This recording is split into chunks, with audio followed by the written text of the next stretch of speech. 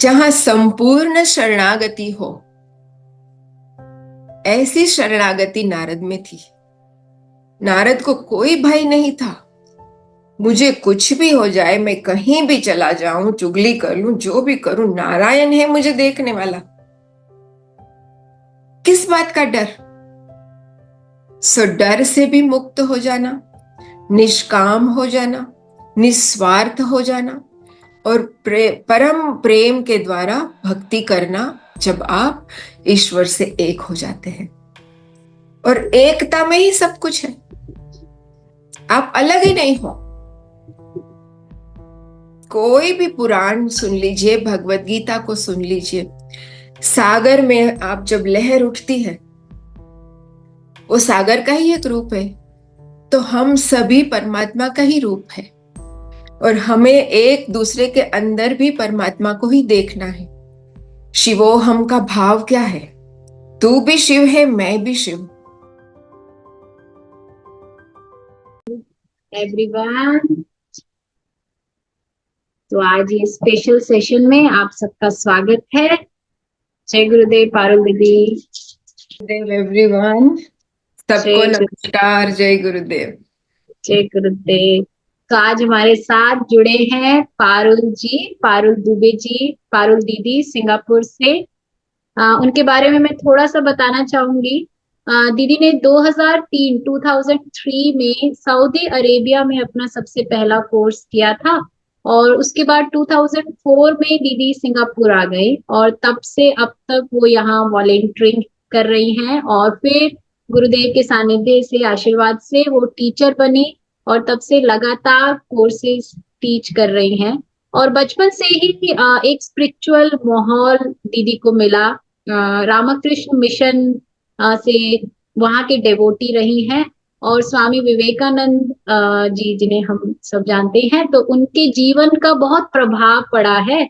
और दीदी का एक ही मकसद था कि ये सब कैसे आगे बढ़ाया जाए।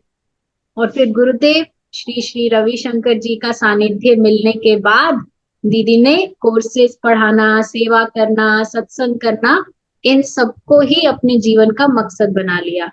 तो ये तो एक फॉर्मल इंट्रोडक्शन हुआ। एक इनफॉर्मल बात मैं आपको ऐसे बताना चाहती हूँ। 10 साल पहले मैं जब सिंगापुर आई, तो होता है एक नए देश में आप जा रहे हो तो सबसे पहले आप ढूंढते तो अपनी कम्युनिटी को ही हो, आर्ट ऑफ लिविंग में कोई मिल जाए। तो ऐसे मैंने वेबसाइट स्क्रॉल किया और मुझे पता लगा सत्संग है थर्सडे को। लेकिन ना दिल में एक धक धक होती है, एक नई जगह जाना है, नए लोग, और वो भी फॉरेन कंट्री में, पता नहीं कोई हिंदी बोलने वाला, कोई हेलो हाय करने वाला, कोई जय गुरुदेव करने वाला, कुछ ऐसे ना दिमाग में बहुत उलझने चल रही थी। जाना भी चाहिए क्या, कोई अपॉइंटमेंट लेनी पड़ेगी। और मैंने गुरु जी का नाम लिया, मैंने कहा चलो देखते हैं, चलते हैं। तो बड़ा ही दिल में धक धक डर लगते लगते मैं बड़ी फर्स्ट फ्लोर पे जाना था और मैं सीढ़ियां चढ़ी और एक सामने से लेडी पीछे मुड़ के, हाँ सत्संग के लिए आए हो? मैंने कहा हाँ जी, वो आर्ट ऑफ लिविंग का सत्संग होता है ना यहाँ शायद। हाँ हाँ, सही जगह पे आए हो, आ जाओ, पहली बार आए हो। और उसके बाद जो 3-4 मिनट उन्होंने बात करी, जो मुस्कुराहट थी, वो मेरे को जैसे कोई घर आ जाते हो ना आप अपने घर में हो, चिंता नहीं करो, यहाँ सब आपके हैं, वैसी तसल्ली वो स्माइल मुझे दे रही थी। और सिर्फ वो ही मुझे ही नहीं, वो जो स्माइल है, पहले तो मैं बता दूं, वो पारुल दीदी की ही थी, जिन्होंने बोला आ जाओ सब अपने ही हैं। तो वो सिर्फ मैं ही नहीं फील करती, सिंगापुर में जो भी लोग आते हैं, सत्संग में आते हैं, पारुल दीदी हमेशा सत्संग में होती है वहां पे, उसी तरह से वार्म वेलकम, इतना अपनेपन भाव से जो वेलकम होता है ना, फिर आपका हर थर्सडे मन करता है कोई है ना, कोई है। तो देखिए उसके साथ प्रेम से पूरे ज्ञान की पल टीम की तरफ से आपका स्वागत है।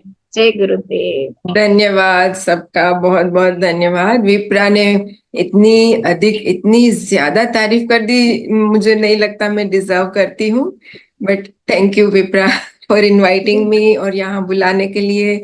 आप सबसे मिलकर बहुत अच्छा लगेगा मुझे। दीदी यू डिजर्व दैट, अभी वो दिल से निकला है। तो दीदी हम नारद भक्ति सूत्र सुन रहे हैं and we are very grateful कि आप आए यहाँ पे। तो नारद भक्ति सूत्र में सबसे पहला मेरे को मन में ये भाव उठा कि ये भक्ति सूत्र तो हमें कोई भी सुना सकता था, है ना। बहुत सारे संत रहे, नारद जी को ही क्यों चुना गया उस समय ये भक्ति सूत्र देने के लिए? जी। मैं ये समझती हूँ, देखिए जहां तक मैं समझती हूँ मैं वही यहाँ पर आपको बताऊंगी। ये सुना है जैसे नारद जी की भक्ति अनन्य भक्ति थी, ऐसी भक्ति आज तक किसी ने नहीं की। ऐसा क्यों कहा गया है? अगर आप उनका नाम सुनते हैं और उनके बारे में सोचते हैं तो हमें क्या विचार आता है? नारायण नारायण नारायण। जहां भी जाते हैं वे यही बोलते हैं। कहा जाता था कि उनके जाने से कलह होता है और ये एक चुगलखोर व्यक्ति है ना। उनका इंप्रेशन ऐसा था, लेकिन यही भक्ति सूत्र उन्होंने दिया है। बिल्कुल कॉन्ट्राडिक्टरी बात है, दोनों बात में कितना विरोधाभास है। यहाँ अनन्य भक्ति की बात हो रही है, वहां पर एक चुगलखोर कहा जाता है। लेकिन नारद जो शब्द है उसका एक अर्थ यही है कि नार प्लस अद, जो उनकी अदा में है, हर नर से हर व्यक्ति के अंदर वो है और नारायण उनके अंदर है, वही नारद है। ये एक अर्थ है। और दूसरा अर्थ है, अगर ना को हम अंधकार समझे और रद को हटाना समझे, तो जो अंधकार को हटाता है वह नारद है। इसलिए वो चुगलखोर इसलिए कहा जाता है। जब वहां पर आप गए और उन्होंने कुछ सुना और ये सही नहीं है तो वो नारायण भगवान को जाकर बता देंगे तुरंत कि यहाँ पर ये सही नहीं हो रहा है। तो आप समझिए, वे अंधकार को हटाने की कोशिश कर रहे हैं, वे आग नहीं लगा रहे हैं। आपके अंदर प्रेम भाव बढ़ाने की कोशिश कर रहे हैं कि प्रेम कैसे बढ़े। और भक्ति का नाम उन्होंने, इस चीज को उन्होंने भक्ति का नाम दिया। हम जानते हैं कि भक्ति की जाती है। भक्ति कैसे की जाए? कोई सिखाई नहीं जाती है, भक्ति अपने आप होती है कि नहीं? जिसने भी भक्ति को समझा है, भक्ति अपने आप होती है। ज्ञान सिखाया जाता है। आपको कोई बताए ना ज्ञान क्या है, तो ज्ञान अंधकार से हटाता है, वो ज्ञान है जो आपको कुछ समझदारी सिखाई जाए। तो ज्ञान और भक्ति में भी अंतर है। ज्ञान जो है वो भक्ति तक पहुंचने का जरिया है। इसी जरिए की वजह से हम भक्ति तक पहुंचेंगे। लेकिन भक्ति का पर्याय शब्द अगर हम समझे तो प्रेम है। ज्ञान के जरिए से और कर्मों की एक डोर के साथ जुड़कर जब हम प्रेम को पाते हैं तब भक्ति बन जाती है। और प्रेममय हो जाना, प्रेममय क्या होता है? एक हो जाना, है ना। और यहां अगर ज्ञान नहीं भी है तो चल सकता है। इसकी कोई आवश्यकता नहीं है कि अगर आपके पास ज्ञान है। आपने दो प्रेमियों को देखा है, जब मिल जाते हैं तो कितने खुश होते हैं, क्योंकि उनके अंदर एक सच्चा प्रेम होता है ना। और वे चाहते हैं कि हम साथ साथ ही रहे, हमें कोई अलग ना करे। कब तक अलग ना करे? जब तक हो सकता है अलग ना हो, क्योंकि वे प्रेममय हो गए हैं, है ना। हम वो गाना सुनते हैं ना कि तू इस तरह से मेरी जिंदगी में शामिल है, जहां भी जा वो ये लगता है तेरी महफिल है। माने क्या? अलग नहीं होना, एक हो जाना। अब यह जो ज्ञान की बात हमने समझी है ना, वो कौन देता है हमें? ज्ञान हमें गुरु देते हैं। जब हम गुरु के पास पहुंच जाते हैं तो एक ज्ञान समझो कि कोई खिड़की खुल गई। है ना। और जहां अंधकार बना हुआ था ना, वहां से प्रकाश आने लगा अंदर, और उस प्रकाश के जरिए आप एक रास्ता पकड़ लेते हैं और आपको मार्ग मिल गया। सो हम हम है, गुरु है, और यही मार्ग हमें लेकर जाएगा परमात्मा तक। सो ये तीनों का एक हो जाना, इसे प्रेम, प्रेममय हो जाना, जिसको भक्ति कहते हैं। तो हमें ये भक्ति को समझना है, तो ये चीज हमें नारद जी ने सिखाई, क्योंकि वे नारायण से एक हो गए थे। नारायण और नारद में कोई अंतर नहीं था, इसलिए उनको नारद कहते हैं। सबसे पहले तो उनके नाम का ही अर्थ हमें समझना है। और दूसरी बात, वे नारद क्यों बने? जो ये एक कहानी मैंने सुनी है उनके बारे में। जब वे छोटे बच्चे थे तो उसको किसी ने बताया कि भगवान का नाम लो, तुम्हें जप करना चाहिए, जप करना चाहिए, जप। तो वे नारायण नारायण नारायण नारायण सदा करते रहे। 5 साल का बच्चा, सिर्फ 5 साल का बच्चा अगर नारायण नारायण नारायण कहता है, कोई समझ है या नहीं है, फिर भी बोल रहा है। सो लगातार जप करना, ये भी एक भक्ति है। अब उनको उनकी माताजी ने सिखाया कि हाँ, अब तू भगवान का तो नाम ले रहा है, लेकिन भगवान तक पहुंचने का रास्ता ढूंढ ले, भक्ति सीख जा। तब उनको ऐसा हुआ कि लगातार 4 महीने तक उन्होंने नारायण नारायण नारायण बोलना बंद नहीं किया, और भगवान ने उन्हें दर्शन दिया। भगवान साक्षात उनके सामने आ गए। उस समय उन्होंने मांगा कि भगवान, मैं सिर्फ नारायण में आपके मय हो जाना चाहता हूं, मैं आपके साथ रहना चाहता हूं, ये कैसे हो सकता है? भगवान ने कहा कि तुम्हारे कर्तव्य को मत भूल जाओ, तुम्हारी माँ है घर पर, उनको कौन देखेगा? अपने कर्तव्य को भूलकर हमें भक्ति का मार्ग नहीं अपनाना चाहिए। अपना सकते हैं, लेकिन आप कहीं ना कहीं गलत भी हो सकते हो, है ना। तो अपने आप को ये समझना बहुत आवश्यक है। तो नारद ने कहा हाँ। अब उनके दिमाग में एक द्वंद्व शुरू हो गया कि मेरे लिए माँ पहले है कि नारायण पहले है, मैं इन्हें पकड़ूं या इन्हें पकड़ूं, मैं किसको पकड़ूं? कर्तव्य मेरा कहता है कि मैं माँ के साथ रहूं, और मेरा भक्ति का मार्ग तो नारायण की ओर जा रहा है।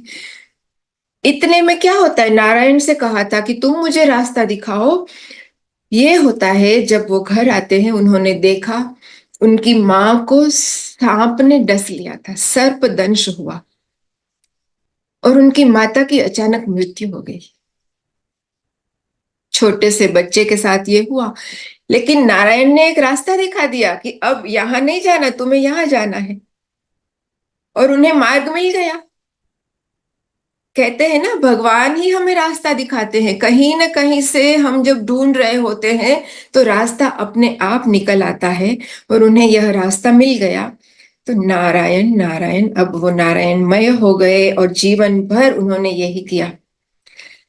अब उनको क्या होता है, कुछ समय के बाद थोड़े बड़े हो गए, तो उन्होंने देखा मुझे एक बार और नारायण मिल जाए। बचपन में तो मुझे साक्षात्कार हो गया, मैंने उन्हें देख लिया, अब मुझे एक और बार जाना है। अब यह क्या हो गया, भक्ति मार्ग से हटकर भगवान को पाने की एक कामना हो गई। जब कामना बढ़ जाती है, उसमें थोड़ा सा स्वार्थ भी आ जाता है। आप देखिए, बच्चे की बच्चे के प्रति माँ की भावना एक ऐसा प्यार है, इसके जैसा और कोई प्यार नहीं हो सकता, है कि नहीं? अनकंडीशनल लव, जिसमें कोई शर्त नहीं है। दो प्रेमी के बीच भी यही प्यार हो सकता है, पति और पत्नी के बीच भी यही प्यार हो सकता है। लेकिन इन सभी प्यार में जहां तक कोई कंडीशन है, तो वो निस्वार्थ प्यार नहीं है। जब प्यार निस्वार्थ हो जाए और निष्काम हो जाए, जहां भाई कोई कामना ना हो, तब जाकर आप अपने मैं के स्तर से लेवल 6, आप सबने हैप्पीनेस प्रोग्राम किया है ना, गुरुदेव ने हमें सिखाया है 7 लेवल्स ऑफ एग्जिस्टेंस। तो आप 6th लेवल में अगर मैं पर अटके हैं तो भगवान नहीं मिल सकते हैं। भगवान को पाना है तो आपको 7वें लेवल को पहचानना है, और वह पहचान है अपनी आत्मज्ञान, अपनी आत्मा को जानना और आत्मा और परमात्मा का एक हो जाना। तब जाकर आप 7th लेवल पर पहुंचते हैं। 7th लेवल पर हम तब पहुंचते हैं जब आपने एक एक करके सभी, अगर हम ज्ञान पर अटक जाएंगे तो आप बुद्धि के लेवल पर ही अटक गए, विचार में अटक जाएंगे तो आप माइंड के लेवल पर ही अटक गए, मेमोरी में अटक गए। मैंने बचपन में तो देखा था, नारद वहां अटक गए, मुझे फिर से देखना है भगवान को, तो आप एक मेमोरी के लेवल पर ही अटक गए। अगला स्तर है ईगो, हमें समझना है अहंकार को। जब आप मैं करने लगते हैं तो भगवान तो आपसे दूर हो जाते हैं। मैं ऐसा है जो आपको भगवान से अलग करता है। भगवान से क्या, किसी से भी अलग कर देगा आपको। अपने रिश्तों में देखिए, कहीं भी मैं शुरू कर दीजिए आप, मैं ऐसा नहीं चाहती, मैं वैसा नहीं चाहती, मैं ऐसा करना चाहती हूं, तब जाकर हम जो भी सब व्यक्ति है आपके साथ, ego is level of separateness, दो हो जाते हैं ईगो लेवल पर, एक नहीं होता। जो प्रेम और परमात्मा के मिलन का स्थान है वह है लास्ट स्थान, जो है 7th स्तर, 7वां स्तर, जो है आत्मन, ब्रह्मन और आत्मन को समझो। सो हर लेवल को एक कर देता है यह स्तर। और इस जगह पर पहुंचने के लिए जो भक्ति चाहिए, नारद जी को ये भक्ति चाहिए थी, लेकिन परमात्मा को पाने की एक ऐसी कामना की उन्होंने, तो उस कामना में उन्होंने एक कर्म बांध लिया। अब इसी कर्म के कारण उनको अगले जन्म अगले जन्म अगले जन्म आते आते उनको 84 जन्म लेने पड़े। कहा जाता है कि ऐसे 84 जन्म लेते समय उन्होंने हर जन्म में एक सूत्र दिया है, इसलिए नारद भक्ति सूत्र के अंदर 84 सूत्र है। कितना उन्होंने गूढ़ार्थ समझाया है यहाँ पर हमें, है ना। अहरनिश भगवान का नाम लेते हुए भी नहीं पाया, दिन रात मनन, दिन रात मनन, हमें मनन करना है, लेकिन इसके लिए हमें साक्षी भाव में भी रहना है, कोई कामना के साथ नहीं करना है। सतत मनन, हर हर कदम पर, हर पल पर मनन कीजिए। क्यों नहीं, जप करने से हमें कोई नहीं रोक सकता। भगवान का नाम लेते रहो, लेते रहो, इसी यही करके नारायण ने ये पाया। लेकिन यही सारे ज्ञान और भक्ति का फल, प्रेम का, ये सभी का फल जो है वह परमात्मा से मिलन। तो हम यहाँ पर फल स्वरूपात, जो अगला सूत्र था चैप्टर 3 का, उसे हमने समझा कि ये सभी रास्ते का जो है अगला कदम और पाने का फल, क्योंकि भक्ति जो है फल है। एक बीज जो होता है, बीज के अंदर तो कुछ भी नहीं है।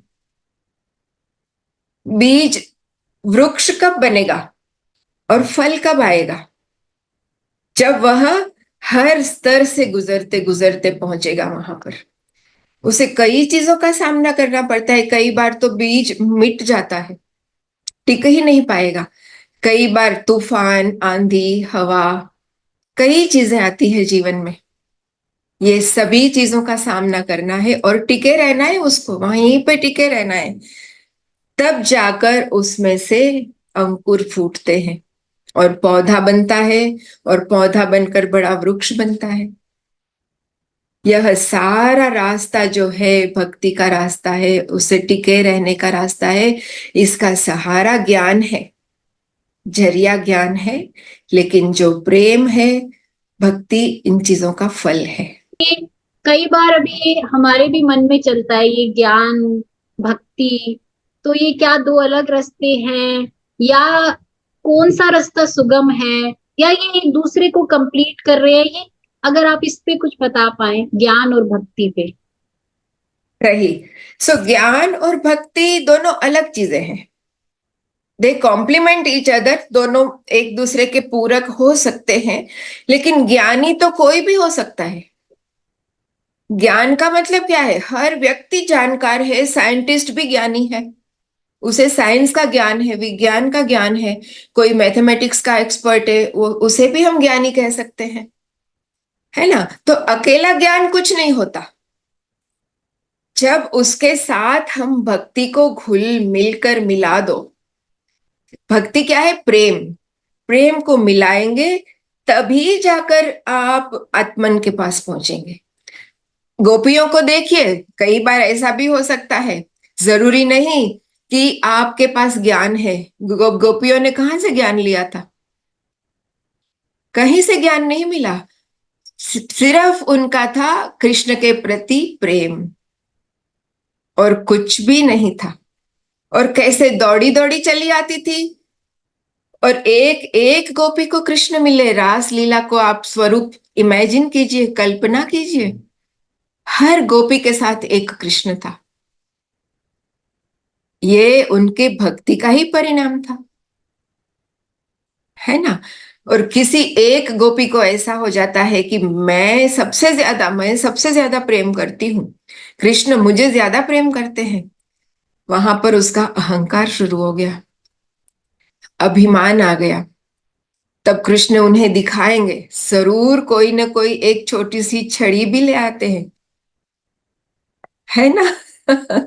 और जैसे राधा रानी ने लास्ट पिछले हफ्ते के हमने जो ये सुना था, उसमें उन्होंने इतना अच्छा समझाया था, कहा था ना कि कितनी सारी रानियां थी जो अपने पैरों की रज नहीं दे पाई, और गोपियों ने कहा कि हम तो पूरे अपने आप को समर्पित कर सकते हैं।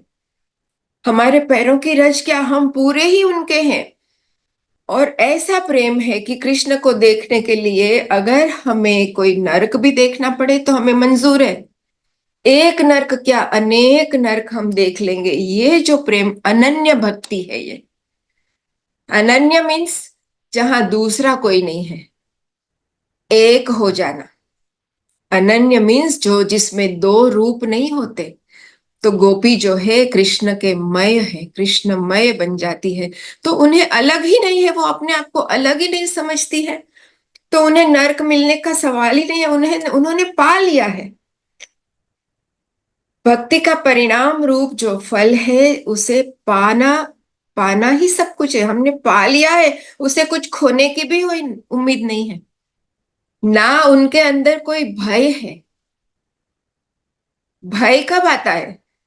कि जब हमें लगता है कि मेरे साथ कोई नहीं है, अब अंधेरा होने वाला है, मैं अकेला हूं। लेकिन तुम्हारे हाथ गुरु ने पकड़ा है, और गुरु ने तुम्हें परमात्मा से मिला दिया है। तो तुम्हें किस बात का भय? जहां संपूर्ण शरणागति हो। ऐसी शरणागति नारद में थी। नारद को कोई भय नहीं था। मुझे कुछ भी हो जाए, मैं कहीं भी चला जाऊं, चुगली कर लूं, जो भी करूं, नारायण है मुझे देखने वाला। किस बात का डर? डर से भी मुक्त हो जाना, निष्काम हो जाना, निस्वार्थ हो जाना, और परम प्रेम के द्वारा भक्ति करना। जब आप ईश्वर से एक हो जाते हैं, और एकता में ही सब कुछ है। आप अलग ही नहीं हो। कोई भी पुराण सुन लीजिए, भगवत गीता को सुन लीजिए। सागर में आप जब लहर उठती है, वो सागर का ही एक रूप है। तो हम सभी परमात्मा का ही रूप है, और हमें एक दूसरे के अंदर भी परमात्मा को ही देखना है। शिवोहम का भाव क्या है? तू भी शिव है, मैं भी शिव। है ना? Very nice, very nice. तो दीदी अभी जैसे आपने एक दो जगह बोला, अहंकार अभिमान की बात चली, तो क्या मतलब ऐसे सुनने में ऐसा लग रहा है, तो ये अभिमान या अहंकार और ये प्रेम, यानी अहंकार और प्रेम, ये एक साथ नहीं रह सकता। अगर अहंकार है तो हम प्रेम से वो दूर हो जाएंगे, उस प्रेम को हम महसूस कर ही नहीं पाएंगे, ऐसा ना। सवाल ही नहीं उठता। अहंकार मानी तुम अलग हो। एक एक रास्ते पर हम चलने के लिए निकले। हम, क्या बोला हमने? हम हम जब कहते हैं तो हमारे अंदर वो सब है, बाकी सब है, अकेले नहीं हो तुम। जब हम साथ में निकले हैं, मैं और मेरी सहेली, अगर अब मैं कह रही हूं, लेकिन हम दोनों साथ में निकले हैं और हमने तय किया कि आज हम एमआरटी द्वारा जा रहे हैं। ठीक है।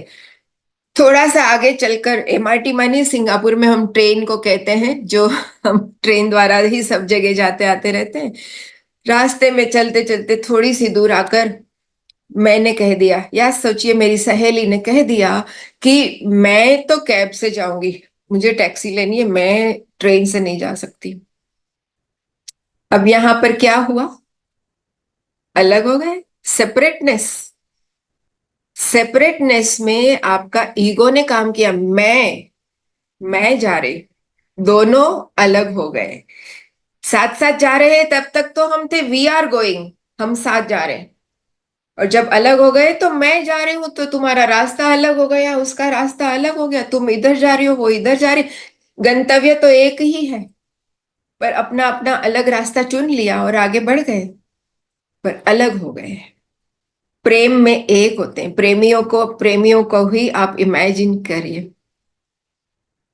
जो तू इस तरह से मेरी जिंदगी में शामिल है, एक ही लाइन याद रखो, दो नहीं है। वेरी सही। नाइस। बिल्कुल बिल्कुल सही। तो ये भक्ति उदय कैसे हो जीवन में? भक्ति का उदय कब होता है? जब हमें यह जानने की एक लालसा होती है और एक प्रश्न उठता है कि मैं कौन हूं, परमात्मा कौन है, आत्मा कौन है। ये सब कुछ तब आता है जब आप अवेयरनेस में आते हैं, एक साक्षी भाव में आते हैं, एक सेल्फ इंक्वायरी शुरू हो जाती है। तभी तो आप इस पाथ पर आते हैं। बाकी तो सब जी रहे हैं, दुनिया पूरी जी रही है। सुबह हुई, उठे, खाना खाया, रात को सोए, दिन रात का चक्र जो है हमारा चलता ही रहता है। जब तक अवेयरनेस नहीं आई, जानने की कोशिश, सेल्फ इंक्वायरी, गुरुदेव ने बहुत बहुत बोला है इस पॉइंट पर। और उनकी तो एक किताब भी है, सेल्फ इंक्वायरी। अगर आप वो किताब पढ़े, जब आपको ये क्वेश्चन उठता है।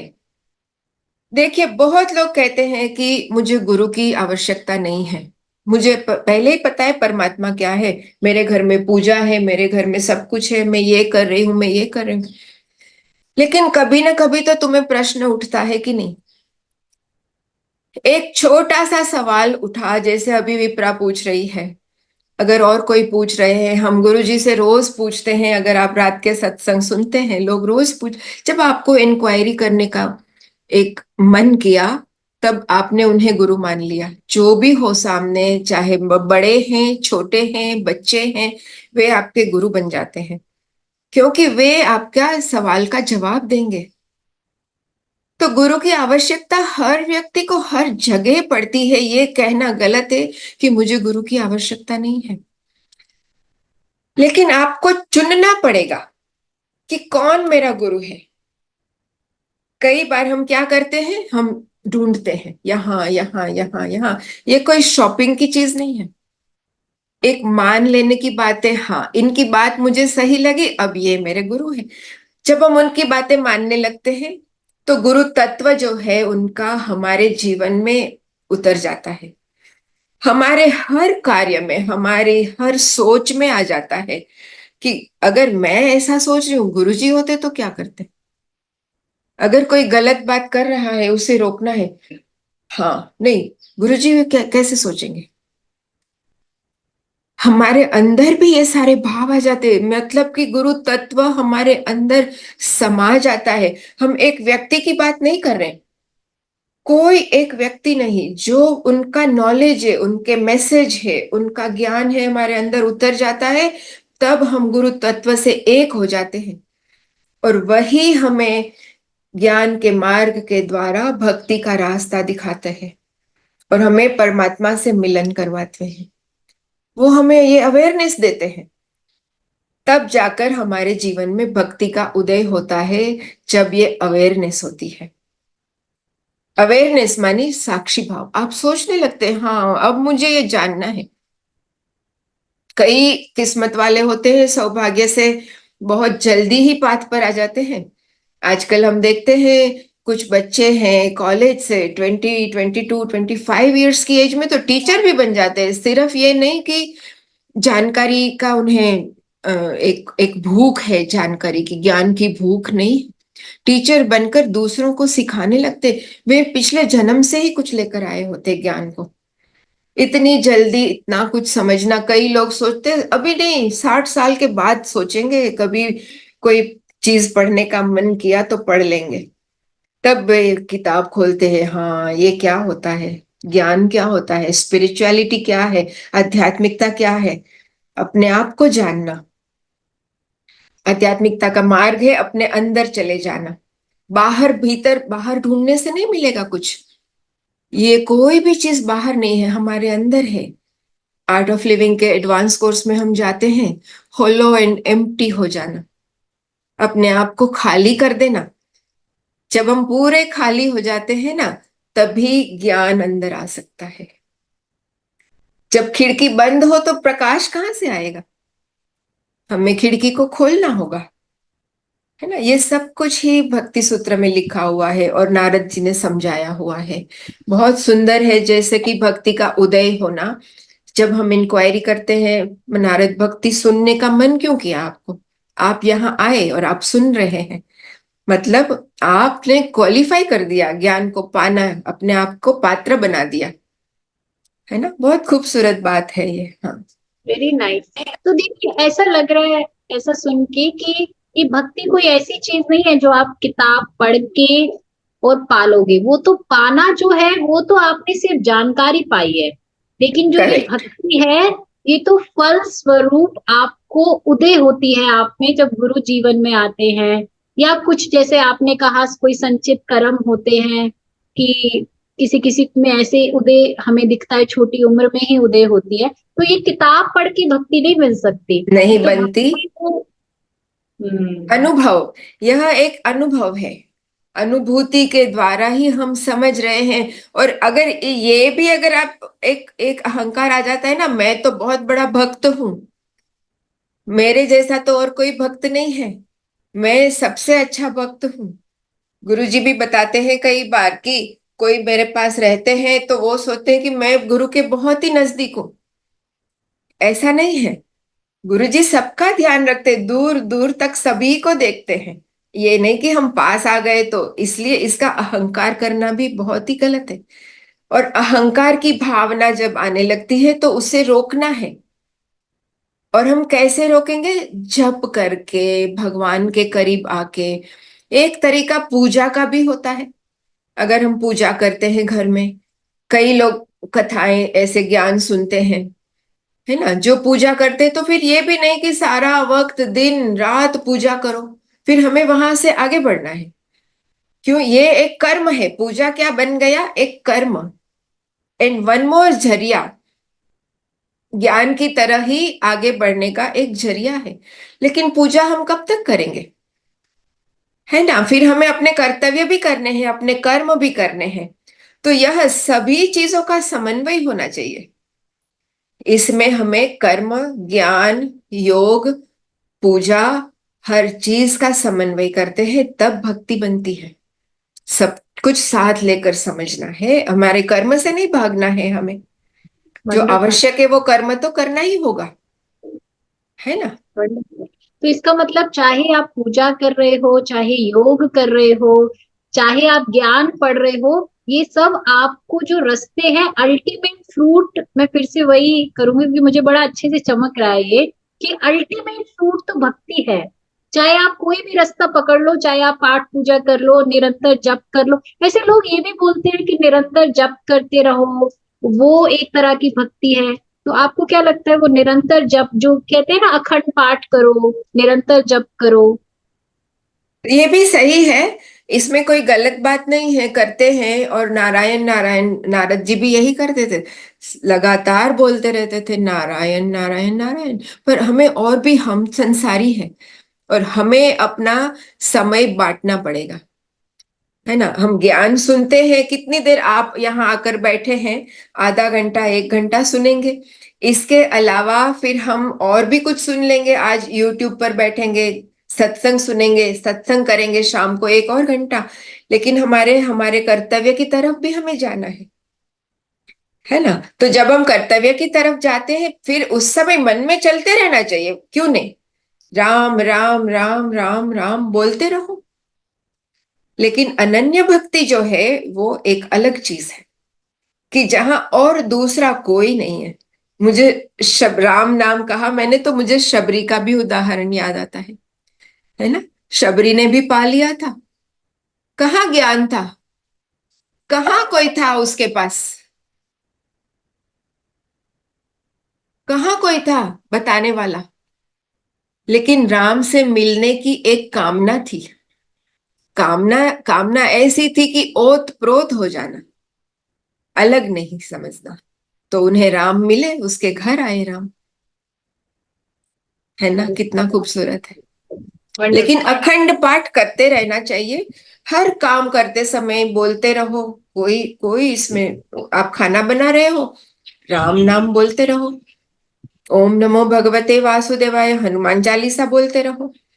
लेकिन ये किसी कामना के साथ नहीं होना चाहिए कि मुझे ये मिलेगा इसलिए मैं जप कर रहा हूं, आज मैं 5 माला करूंगा तो मुझे ये मिलेगा।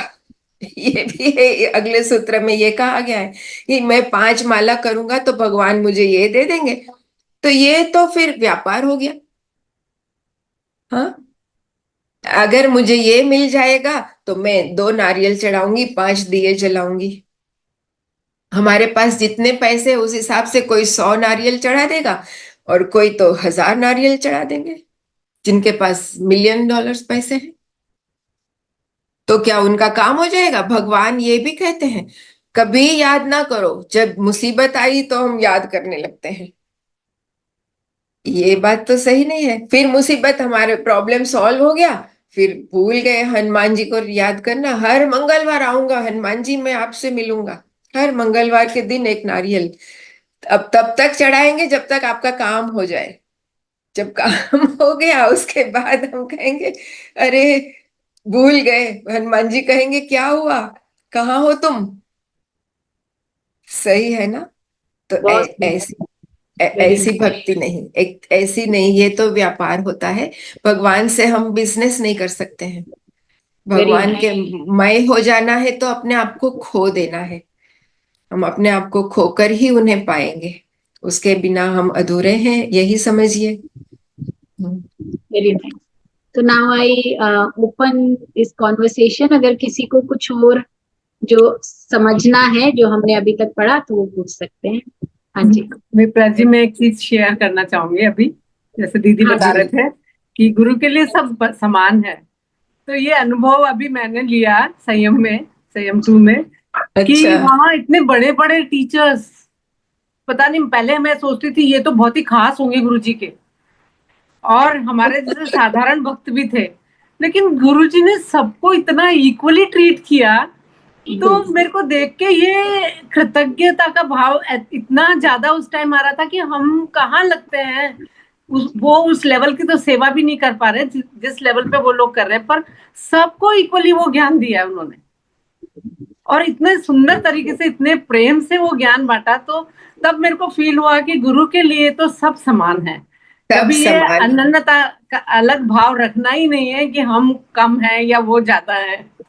ये चीज बिल्कुल मैंने बिल्कुल। अनुभव की, तो अभी आपकी बात सुन के ना और छड़ी बिल्कुल वाली बात कभी, भी, छड़ी वाली कभी बात भी गुरु कभी जी बोलते हैं। महसूस नहीं करना, कभी ऐसा मत सोचिएगा। गुरुजी से मिलकर हमें जो होता है, मैं अपनी एक स्टोरी शेयर करना चाहूंगी जी। कि मैं 2005 में, अभी तो आर्ट ऑफ लिविंग में मैं नई नई आई थी और मैं फर्स्ट टाइम बेंगलोर आश्रम गई थी। तब कोई ऐसा, मुझे कोई जानता नहीं था वहां पर। और मैं चाहती थी, अभी तो स्वामी जी से भी कभी कह सकते हैं, पर कि मैं गुरुजी से मिलना चाहती हूँ, मुझे उनसे बात करनी है। 3-4 दिन लगातार कोशिश करती रही, कहाँ मिल जाएंगे, कहाँ मिल जाएंगे। और जब उन्हें उनके कमरे के पास बाहर हम जाते हैं ना, तो इतनी लंबी लाइन है और धक्के लग रहे हैं, पीछे से सब धक्के मार रहे हैं। आगे मैं सबसे आगे खड़ी थी और इतने धक्के लगे कि मैं लास्ट हो गई, पीछे चली गई। फिर मेरी आंखों में आंसू आ गए। फिर क्या हुआ, और धक्के लगे, फिर मैं आगे आ गई और मेरी आंखों से आंसू बह रहे थे और थोड़ा सा दरवाजा खुला था और मैंने अंदर झांका, गुरुजी वहां बैठे हैं और बहुत सारे लोग उनके साथ बैठे हुए थे। उस समय उन्होंने मुझे देखा, शायद उन्होंने देखा ये रो रही है, उसको आने दो, उसको आने दो, और सिर्फ मुझे अंदर बुलाया। आप यकीन नहीं मानेंगे, और मैं यकीन नहीं कर सकती थी कि उन्होंने मुझे देखा और उन्होंने बुलाया।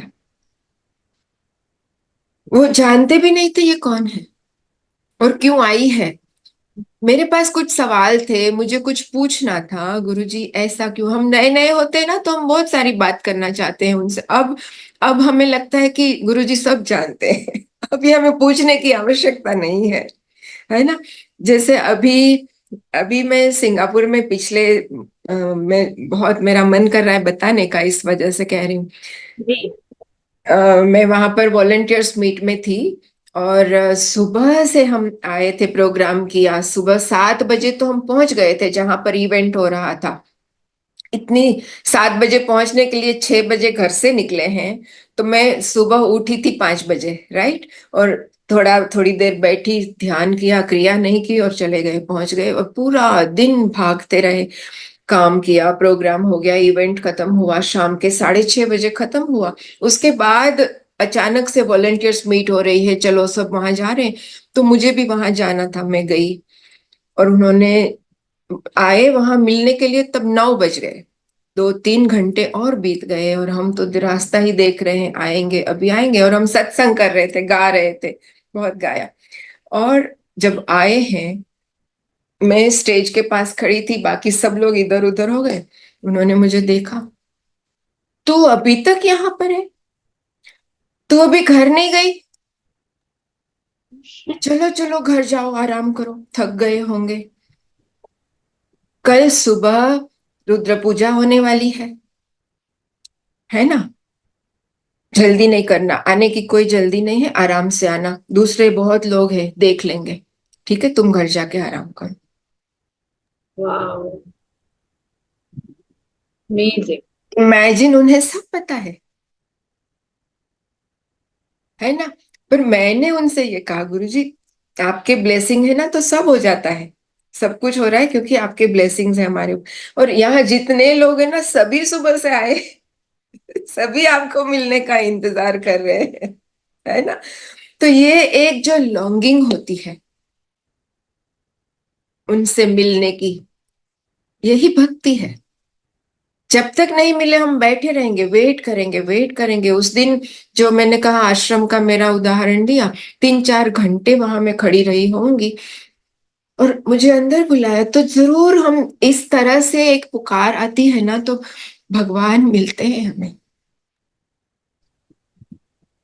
ऐसी भक्ति होनी चाहिए कि जब दो नहीं हो, एक हो जाइए। इतनी खूबसूरत भक्ति है जो नारद जी ने कहा है, नारद को कभी गलत मत समझना, ऐसा उनका है वो। उन्हें कहा गया है, अंधकार को दूर करने के लिए वो हमें सिखाने के लिए हमारी बात दूसरी जगह बताते हैं। तो हम कहते हैं ना कि निंदा भी हमारे अच्छे के लिए होती है। निंदक नियर राखिए, हमें पास रखना है, अपने साथ रहेगा, वो हमें सिखाता है, तुम्हें सही करता रहता है। और इस तरीके से सीख सीख कर ही हम मजबूत बनते हैं। हम ऐसे स्ट्रांग हो जाते हैं कि अब तो सही है भाई, हमने सब सीख लिया। ये हमें, हमारे जो अगेंस्ट लोग हैं ना, राग और द्वेष, दोनों चीज हमारे लिए काम की होती है ना। पर हमें अवेयरनेस लानी है, साक्षी भाव में रहना है। द्वेष हमें नहीं करना, कोई और कर रहा है तो कोई बात नहीं, हमें अपने आप को बचाना है। उसी तरह से राग भी, अटैचमेंट भी इतना अधिक ना हो जाए कि हम रास्ता भूल जाए और वहीं बैठ जाए। ये तुलसीदास की भी कहानी है, अगर आपने सुनी हो, है ना। तुलसीदास जी की पत्नी के प्रेम में वे इतना पागल हो चुके थे और वहां से हट नहीं रहे थे। तब जाकर उनकी पत्नी ने एक दिन परेशान होकर कहा कि भाई आप कुछ और भी करोगे तो तुम्हारा उद्धार हो जाएगा, राम का नाम लो तो तुम्हें कुछ मिल जाएगा जीवन में। ये उनको ऐसा लग गया और उन्होंने रामचरितमानस की रचना कर दी,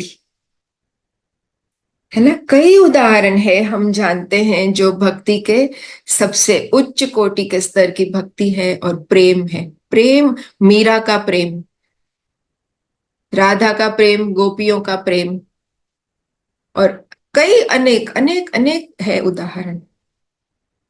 अपने आप को भूल कर, खो जाकर ही पा सकते हैं, और उन्हें पाना ही हमारा परम आनंद है। यहाँ वहां पहुंच के ही हम परमानंद को महसूस कर सकते हैं।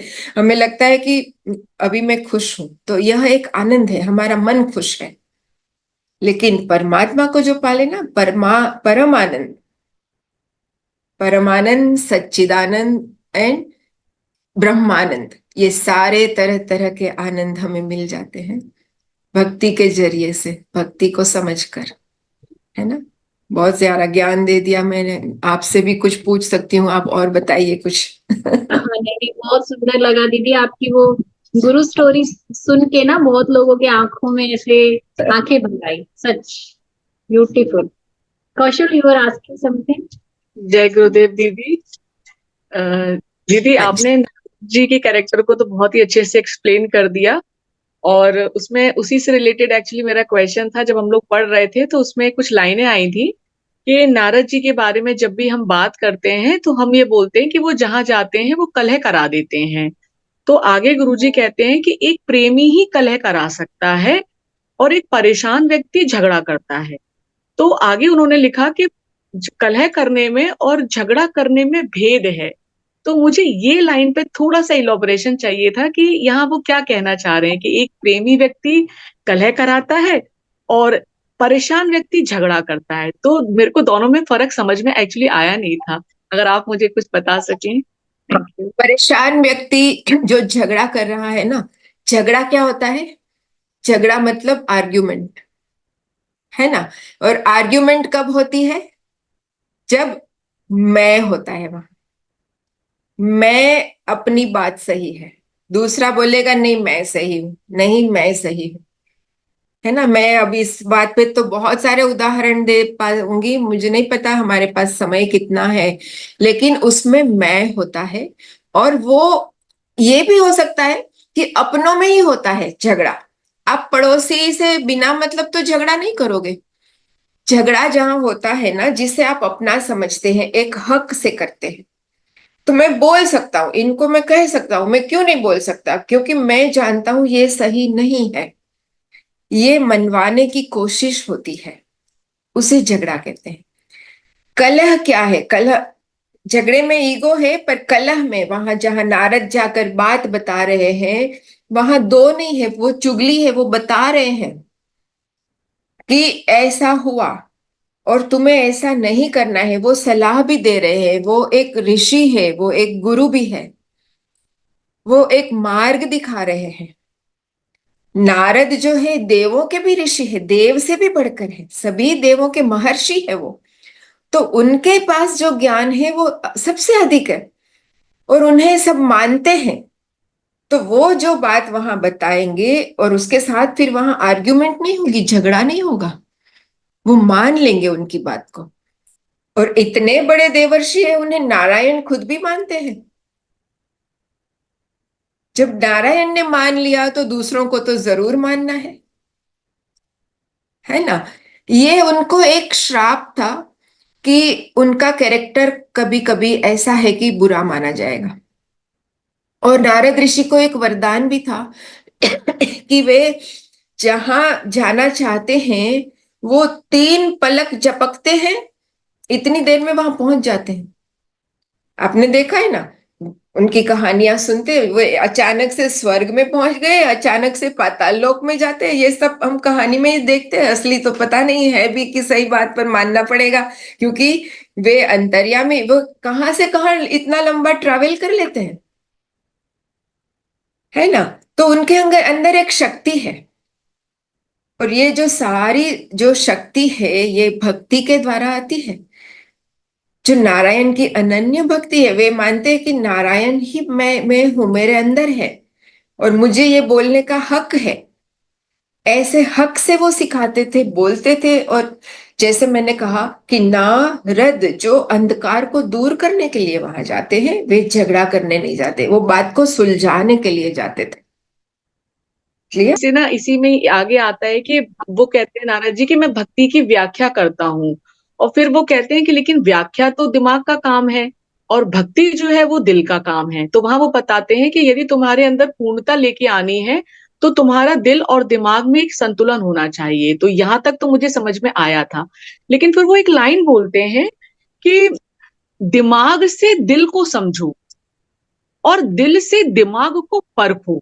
बस ये लाइन मैं थोड़ा सा और समझना चाहती थी कि ये क्या, दिल से दिमाग से दिल को समझो और दिल से सही, दिमाग को परखो, ये मैं समझना चाहती थी। सही। आपका दिल क्या है और दिमाग क्या है? दिमाग जो है एक बुद्धि का लेवल है, हमारे 7 लेवल में से चौथा स्तर जो है ना, वो बुद्धि का स्तर है, वहां हमारा दिमाग है। दिल जो है वो उससे भी ऊपर है। दिल मानी हमारा मन, हमारे विचार, मीन्स हमारी सबकॉन्शियसनेस, है ना। तो हमें इसको समझना है, सबकॉन्शियसनेस सर्टनली हम वहां जाकर ही हम रहते हैं।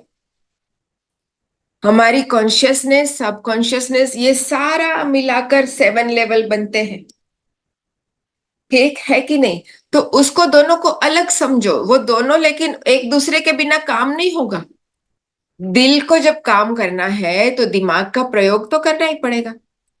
ज्ञान जो है वो दिमाग में है, बुद्धि के लेवल पर है, और उसी का जरिया लेकर हमें आगे बढ़ना है। जैसे ये मैंने पहले भी अभी बोल चुकी हूं, तो मीरा, मीरा के प्रेम को समझो, उसे सारा ज्ञान था कि कृष्ण कौन थे, है ना। और किसी को कहा जाता है कि उनके पैरों को देखकर ही मान लो कि कौन है। तो हर चीज अपने अपने लेवल पर होती है। दिल और दिमाग, मेरा मेरा दिल तो कहता है कि मैं गुलाब जामुन और खाऊं, खाती जाऊं, पर दिमाग कहता है कि बस अब और नहीं, तुम्हारी तबीयत खराब हो जाएगी। दिमाग को पता है सही क्या है, गलत क्या है। 5 खाए, 6 खाए गुलाब जामुन, अब आप और नहीं खा सकते हो, है ना। तो दिमाग को ये भी है, पूरे 5 सेंसेस के एंजॉयमेंट्स जो होते हैं ना, इसको समझाता है वो। हमारी पांचों इंद्रियों के द्वारा जो हम आनंद लेते हैं, उसको हमें कंट्रोल करना है, नियंत्रण करना है। पर ये करने वाला हमारा दिल है, जो हमें समझाता है। दिल ऐसा है जो भगवान के साथ जुड़ा रहता है और एक हो जाता है।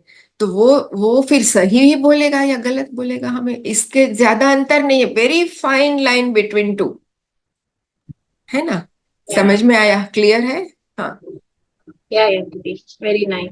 अरुणा जी, आपको कुछ पूछना था? जय गुरुदेव। ऐसा था, जय। मेरे दिमाग में एक बात आती है, कई बार हम भगवान से लड़ भी लेते हैं।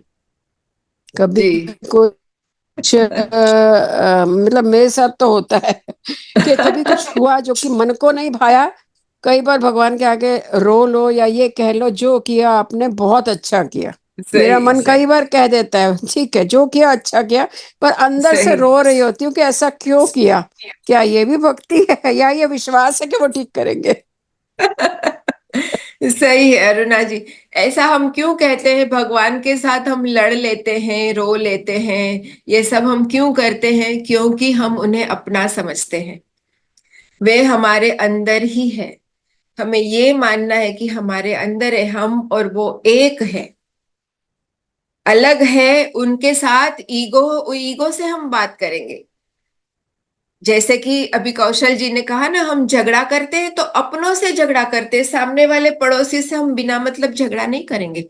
अपने बच्चे से झगड़ा करेंगे, बेटा ऐसा क्यों किया तुमने, ऐसा नहीं करना है। या बच्चा हमसे झगड़ा करेगा, मम्मी नहीं ऐसे ही चाहिए, मुझे ऐसे ही चाहिए, और हम ना कहते हैं तो आर्ग्यूमेंट होती है ना। ऐसी कई चीजें होती है जो अपनों से ही होता है। तो भगवान को हम अपना मानते हैं, और हम इसीलिए आंसू भी बहाते हैं, और हमारे आंसू की उन्हें बहुत वैल्यू होती है, और वे हमें समझते हैं।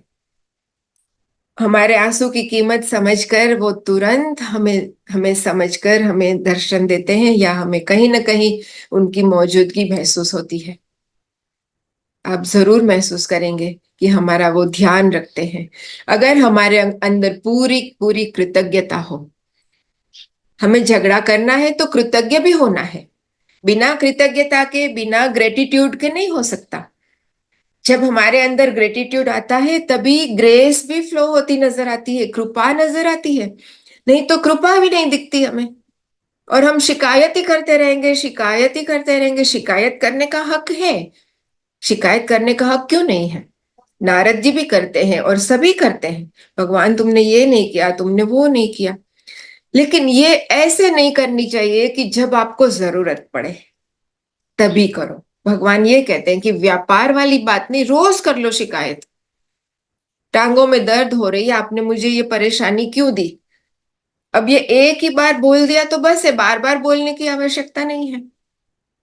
कई बातें होती हैं हम भगवान से, हम खुद करते ही रहते हैं। आप अपने आप से, स्वयं से जो बातें करते हैं ना, वही तो आत्मन है। जो बोल रहा है ना, वो आपका दिमाग बोल रहा है, पर जो सुन रहा है ना आपको, वो आपकी आत्मा है। कौन सुन रहा है आपको। हम अकेले में भी तो बातें करते हैं ना।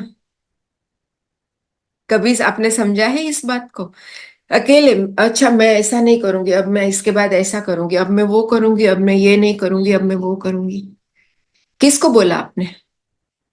वो जो सुन रहा है ना आपकी अपनी बात, वो ही आप है। That is what self. So यही हमारा 7वां लेवल है। हम कुछ भी कर सकते हैं अपने आप से। उसी तरह से हम भगवान से भी शिकायत कर सकते हैं, झगड़ा कर सकते हैं, रो लेते हैं, और जरूर कृपा मिलती है। वे समझते हैं हमें। Very nice. तो ये सब भक्ति है, झगड़ा करना, उनसे रो लेना। बस वो आप कह रहे हैं और गुरुदेव कह रहे हैं, नारद जी कह रहे हैं कि वो निष्काम, निस्वार्थ करो और व्यापार मत करो, बस इतना वो सही, बोल रहे हैं। वेरी बिल्कुल। नाइस। बिल्कुल, जहां तक कामना के साथ हम कुछ करते हैं, तब आप वहां पहुंचे ही नहीं हो। अगर बच्चे के साथ हम कुछ हमारा प्यार होता है, उसमें भी कामना है कि नहीं। हाँ ये मेरा बच्चा है, अभी तो छोटा है तो कोई बात नहीं, लेकिन बड़े होकर तो आप उनसे उम्मीद करेंगे ना। हमारे स्वार्थ के लिए हमने बड़ा किया, ये हमारा ध्यान रखेगा बुढ़ापे में। कहीं ना कहीं तो थोड़ा स्वार्थ है। इतना भी स्वार्थ ना हो भगवान के साथ बातचीत करते समय। जरा सा भी। माँ और बेटे से भी बढ़कर एक और स्टेप आप सोचिए क्या हो सकता है ना। अनन्यता, दैट इज अनन्यता। और दूजा कोई नहीं, एक ही बस। Very nice, very nice. एक दो दीदी ले लेते हैं, और आप भी एकदम थक ना जाए। ममता जी, यू वांट टू आस्क। हाँ जी। जय गुरुदेव दीदी। जय गुरुदेव, नमस्ते। नमस्ते। एक थोड़ा पर्सनल, लेकिन मुझे लगता है सबका है प्रश्न। आपने अभी बोला, गुरुदेव भी बोलते हैं कि भाई संसार में रहना है तो एक साइकिल के दोनों पहियों की तरह रहना है, दोनों निभाना है। तो सही। एक माँ का, बेटी का, बहन का, या तो पति, भाई, सबके रोल में प्रेम तो आता ही है। अब कभी ऐसा होता है कि हम कितना भी अनकंडीशनल लव करें तो सामने से ऐसा मान लिया जाता है कि उनके सभी कदम में हमारा साथ है। कभी वो गलत भी ले सकते हैं। तो सही। अब हम टोकते हैं तो कभी क्लेश हो जाता है, रोकते हैं तो अगर वो भी नहीं करे तो समझ लेते हैं कि साथ देंगे, साथ नहीं दे सकते गलत बात में। तो क्या करना चाहिए उस समय। उस समय तो हमें उनके साथ रहना ही पड़ेगा, क्योंकि वो हमारा जीवन है ना। उनके साथ ही हम रह रहे हैं, और कहीं ना कहीं क्लैश तो आएगा ही। घर पर है, काम पर है, कोई ऑफिस में है, बॉस के साथ झगड़ा हो जाए, बॉस के साथ अनबन हो जाए, कोई डिस्प्यूट हो जाए, कोई ऐसी बात। तो ऐसी बातें जीवन में होती ही रहती है, कहीं ना कहीं होती रहती है। तो उसे हम भक्ति नहीं कहते हैं, प्रेम तो कहते ही है। पर एक प्रेम का अलग लेवल हो जाता है। हमारे और उनके बीच प्रेम तो बना रहेगा, दो मित्रों के बीच भी हो सकता है, पति पत्नी के बीच हो सकता है।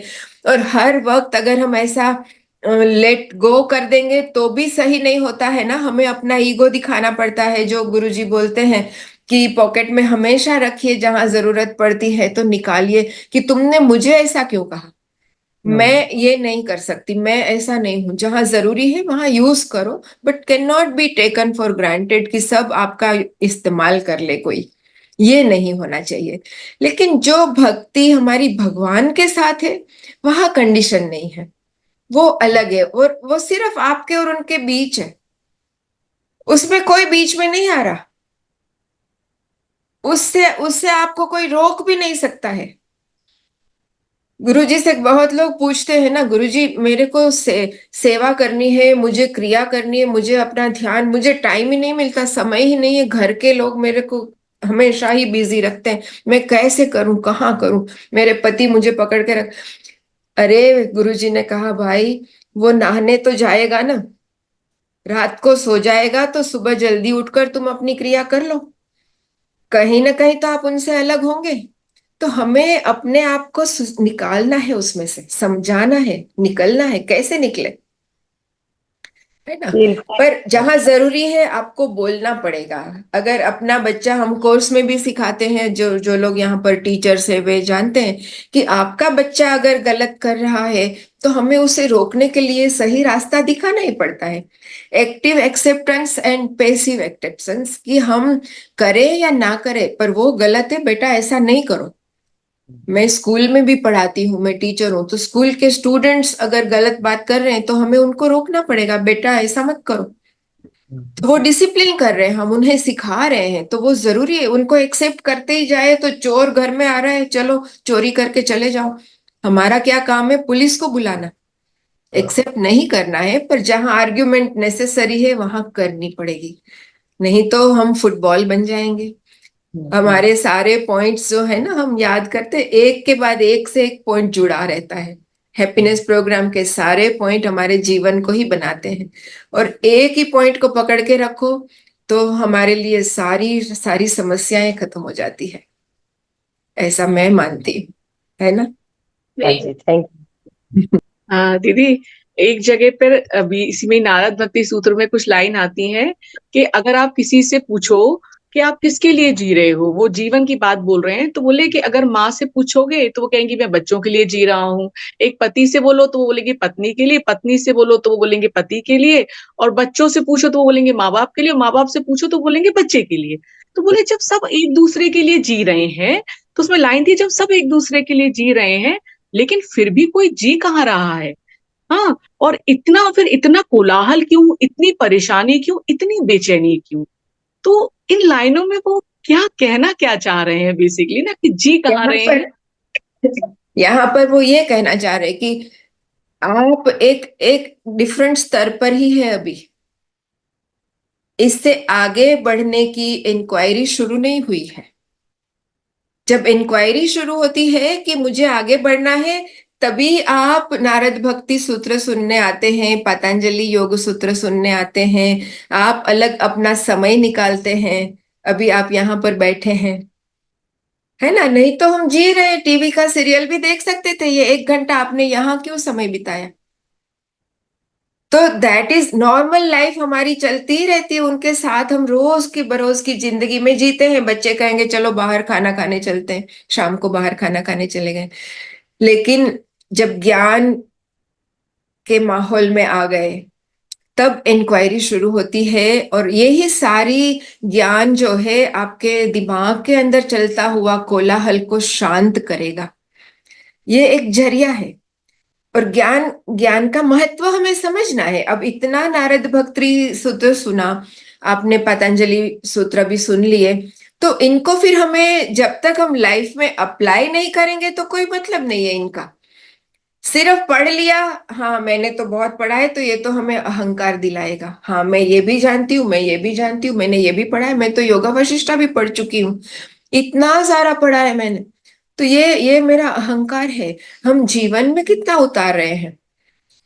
जब हम ये सब जीने लगते हैं तो मन के सारे कोलाहल, मन के अंदर चलते हुए द्वंद्व शांत हो जाते हैं। तभी ये ज्ञान का हम उपयोग करें, है ना। ज्ञान को पॉकेट में नहीं रखना है और ज्ञान का अहंकार भी ना बनाए। ज्ञान जब बढ़ता है ना, जैसे पेड़ के ऊपर फल बढ़ते हैं तो हम झुक जाते हैं, ऊंचा नहीं खड़े होना है ना। पेड़ झुकने लगता है, सो फल बढ़ते बढ़ते आगे बढ़ते बढ़ते झुकना सीखना है हमें। ज्ञान में ऊंचा नहीं उठना है। गुरुजी कहते हैं प्रेम में भी नीचे उतरो, प्रेम में ऊपर नहीं चढ़ना है। प्रेम को समझो, एंड प्रेम को भी समझना नहीं है। गुरुजी ये कहते हैं कि आप ही प्रेम है, यू आर लव, लव ही है आप। आपको बनने की जरूरत ही नहीं है, आप उसी से बने हुए हो। आप इमोशंस, आप वही हो। जब हम हट जाते हैं उससे तब हम दूसरा रूप ले लेते हैं। जब हमें गुस्सा आता है तो आपको लगता है कि मैं इसे एक चांटा मार दूं, मैं ये कर दूं। वो क्यों होता है? क्योंकि गुस्से ने टेक ओवर कर लिया। 10-15 मिनट बाद आप रियलाइज करेंगे बच्चे को मैंने क्यों मारा, ओह ये क्या था, हमारे अंदर ये दूसरा भाव आ गया और वो चला जाता है। तो फिर आप वापस अपने भाव में आ गए ना, that is what you are, है ना। वही हम हैं, हम प्रेम के ही बने हुए। तो प्रेम को जानो, प्रेम को समझो, प्रेम की भाषा को समझो। हम्म? बहुत ही वो सुंदर। गाना है ना, वो गाना है ना, जाने तो या जाने ना, माने तो या माने ना,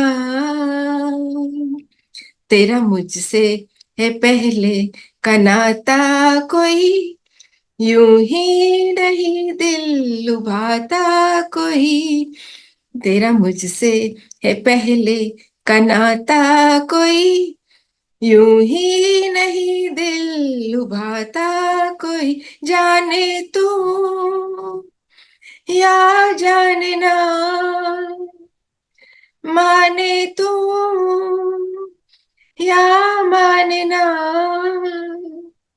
एक हो जाए, एक हो जाए प्रेम में सुपर, मिल। सुपर। थैंक जय यू। गुरु, जय गुरुदेव, थैंक यू सो मच दीदी। जैसे जय लगता है ना कि गुरुदेव। बहुत अच्छा लगा आप जी, सबसे बहुत मिलकर, अच्छा लगा, बहुत बहुत अच्छा मजा लगा। आया, बहुत मजा आया। फिर मिलेंगे। Thank very you. गुड। धन्यवाद थैंक विप्रा मुझे बुलाने के लिए। आप सबका धन्यवाद मुझे सुनने के लिए। फिर मिलेंगे। जय गुरुदेव। जय जय गुरु। Gurudev. Thank you so much for coming दीदी and keep coming. Thank my you. Pleasure. बहुत सुंदर मिलेंगे, दीदी का, श्योर श्योर। बहुत अच्छा। जय गुरुदेव। जय जय Gurudev. Gurudev. Bye bye. Bye thank you everyone. See you bye tomorrow. Everyone.